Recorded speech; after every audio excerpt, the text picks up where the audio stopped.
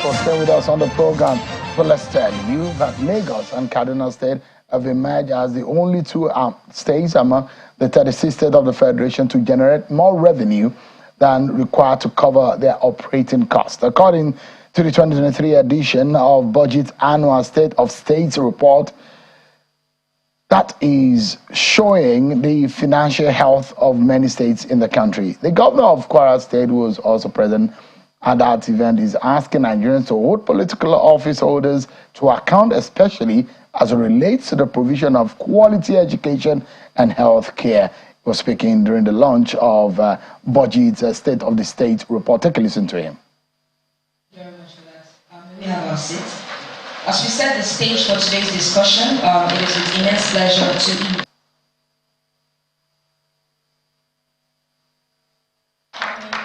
We also have the...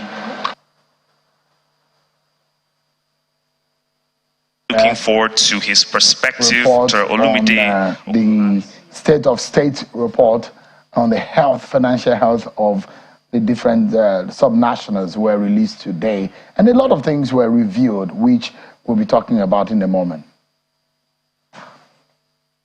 Education seriously. When politicians are campaigning, you need to ask, what have you done in education? What have you done in healthcare? That way, you will force politicians to invest more in those sectors. But when you press politicians for fixing roads or building highways and flyovers, they will continue to build flyovers for you. All right, and that's the Kwara State governor saying that people must put their leaders and political leaders to task on what they promise and what they are supposed to be to deliver. Let's get straight into the figures and some of these details that has been released by Budget today. Seun Igbinde is a co-founder of Budget. He joins us live here in our Abuja studio. Thank you so much indeed, Seun, for joining us. I'm always very, very interested to see what your State of the State report is always. I mean, I would like to, for example, look at where my state is, for example. And a lot of Nigerians now will be curious to know how their states are performing. And interestingly, reading through this report, I am a bit, just like some guys who say I'm flabbergasted by some of the things that have emerged from it. Let's begin from what we know. In terms of fiscal responsibility, we have the 5 best performing states and the 5 worst performing states. What do we know? What we know is that the trends have not changed significantly. In the last few years, Rivers, Lagos, Kaduna, recently and Anambra was a great addition for this year, have proven to be more fiscally prudent in the way they've grown their high GR, in the way they have also reduced their dependence on the federal system, and the only way they have also created their managed their operational cost. We also know that states like Bayelsa also have significant revenues from the federal government, huge dependence, and they've not figured out a way to use those revenues to grow their internal revenues significantly, or Benue, or Yobe. We are the laggards when we look at the State of State report. And we've seen increased dependence on the federal, on the FAC allocation. Looking at the financials for last year. States have moved from around 56% to about 61% in terms of dependence of the federal allocation. And also shows that IGR has not significantly improved. IGR of the states cumulatively is put at 1.8 trillion naira. By the time you adjust, around 5 states account for close to 65% of that. In some sort of way, it's very instructive to see that all our conversations on fiscal federalism and ability of states to look inward and generate optimal IGR has not happened as it should be. We're also worried about increasing debt. A lot of states are taking domestic debt. A lot of states are also took foreign debt, like Lagos seems to be the number 1 on that list. Yeah, so Kaduna, Cross River, Edo, Lagos have significant debt burden, and they are foreign debts. And the problem of foreign debt and foreign currency too. Yeah, and so as you devalue your currency, you need more naira to cover those positions in terms of. How many of these states do you think that have what it takes in terms of revenue to be able to service system without impacting so much on the quality of governance in the state?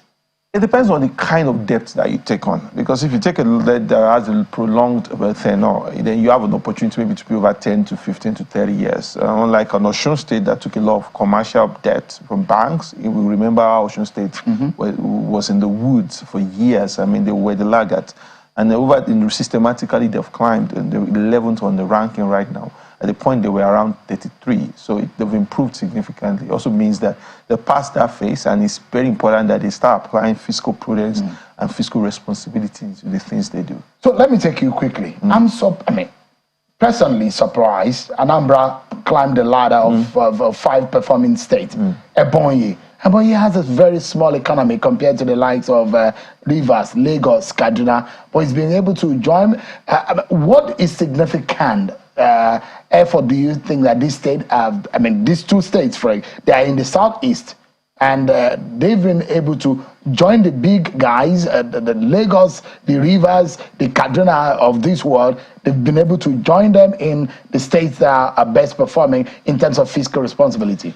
Yeah, it's very important to know that you have to cut your clothes according to your size, according to your clothes.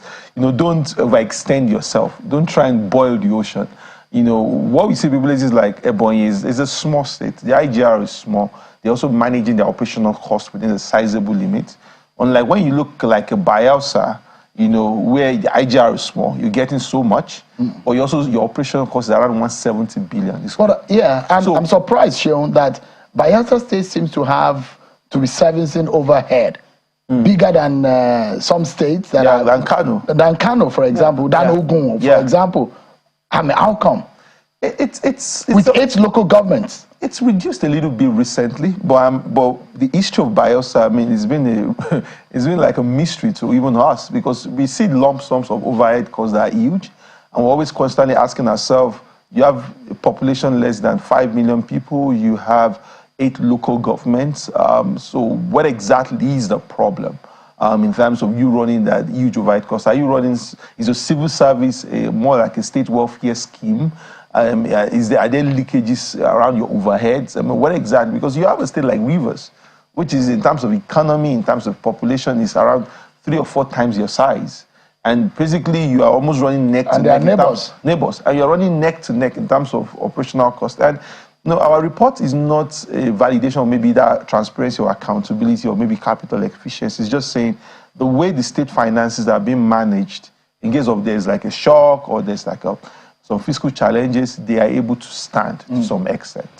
I'm worried also that a state like, comparing your past reports, which, for instance, this is one of the things that I've digested so much, this your report, because I'm interested in political economics, so I dip my fingers deep into some of these things. Zamfara, as being a state that has sat in the lower ladder of performance for a long time. Yeah. What can we blame these on? Bad governance or insecurity? I think if you are low on budget ranking for 3 consecutive years, it signals to us that there is no governance or poor governance. I mean, look at Benue, Bayelsa, Zamfara, Plateau. Taraba. Plateau was in the just about 20 something before. Yeah, 28, and he's now descending. Now he's sitting in 33. Yeah. Yobe, and you look at it. One thing also that worries me in the states with a low performance are within a particular region of the country. Yeah, and it also speaks to the quality of leadership over a period of time. Because for you to be more creative in terms of generating productivity within your state, building some efficiency around collection, and being able to, present your report as it should be, it's something that it's like an hallmark of quality leadership. I think, when you look at state like Zamfara, insecurity, poverty have crept in significantly, and the quality of leadership in the last 8 years. Some people will tell you that Kaduna has faced, a very terrible situation in terms of insecurity too. But in terms of fiscal and economic performance, they've done better. And there are those who will tell you that in terms of natural resources, Zamfara may compete higher in terms of what it has on the ground than a state like Kaduna. Yeah. So why is it so rich yet so poor? is the quality of leadership. And I think Kaduna had significant security challenges, but when you look at the statecraft for 8 years, you look at IGR growth, you look at how they've managed operational growth, they've done some things I think would have repercussion down the line.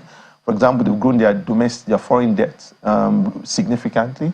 But when you also put it aside by the number of foreign investment or domestic investment that they have harnessed within their region, it's also very significant.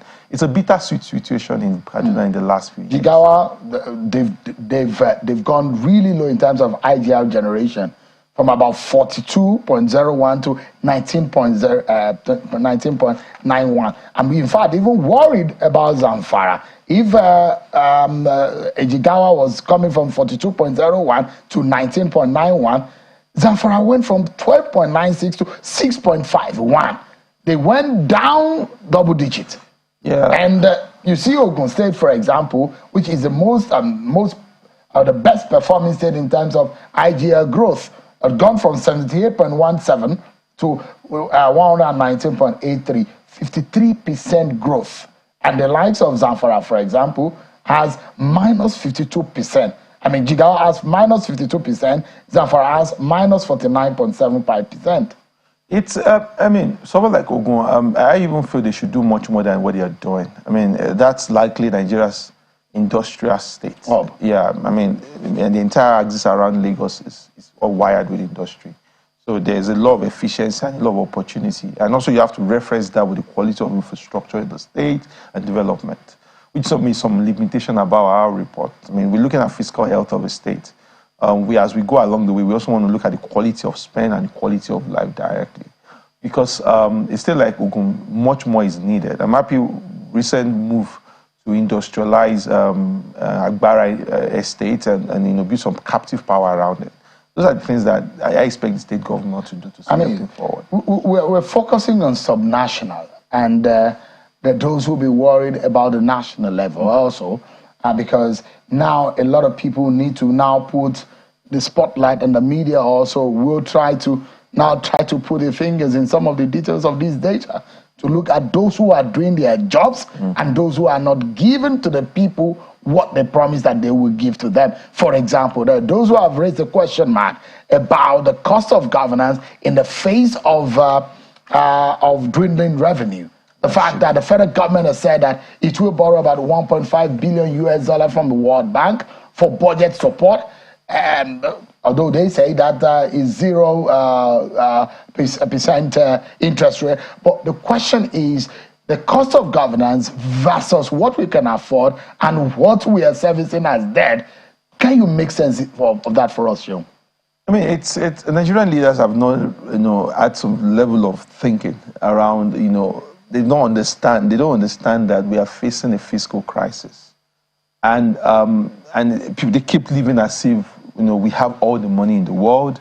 For example, you look at the 160 million SUVs that will be bought. I mean, why do we have to buy top range SUVs for lawmakers? What happened to cheaper alternatives, like either those are assembled in Nigeria, or even far cheaper alternatives like the Chinese that the Chinese are importing? Nigerian politicians live a life of luxury that even the Nigerian state cannot And everyone afford. is crying that we need to produce locally so that we can jolt the economy.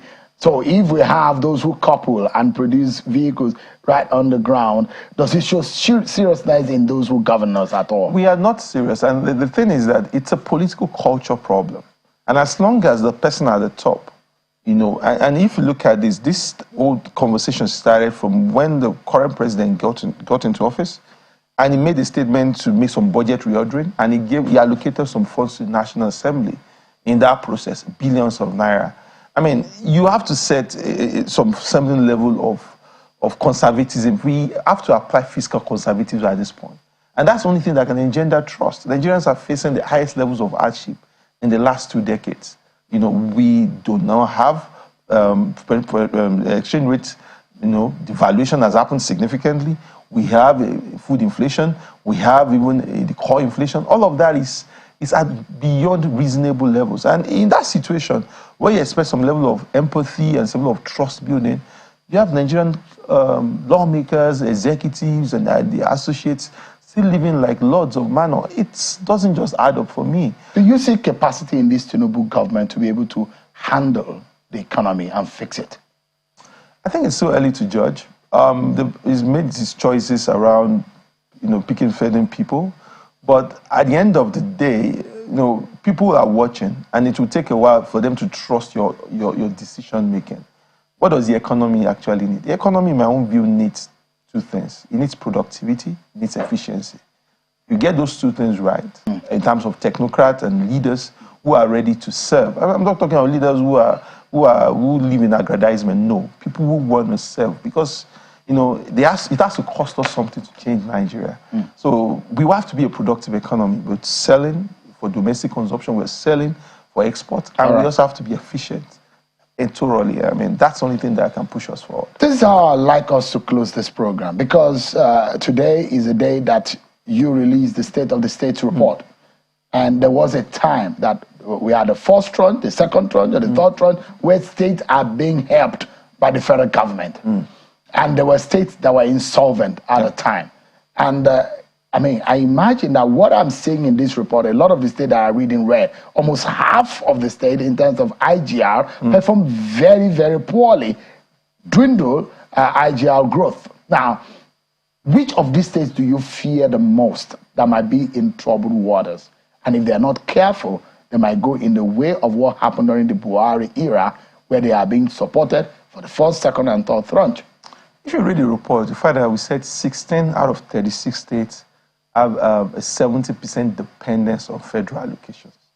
If you're going to even first dimension, that's where you start from. Let's assume that oil prices dip significantly today, and let's assume that the economy faces a tailspin, and these are the people that are going to be in the firing line. And it's clear to what we have written in our report. Which of these states? The Zamfaras, the Bayelsa, they are very much in trouble. They would be in the first line of fire, because their dependence on the federal allocation is too high. They also have to start looking inward, and if it means that we have a whole reworking of the entire federal architecture to give them more opportunities to do things, we go for it. And those who are from those states, and these states that are performing, and those ones that are not performing, you know what you do as a citizen, because the office of the citizen is the highest office of the land, in the land. Thanks so much, Shawani Binde, for joining us tonight. I appreciate it. And well done to you and your team for this work. Thank you. We will start digging into it and see that our nation is better, and every level of government and governance in this country, and anybody that has been saddled with the responsibility need to sit up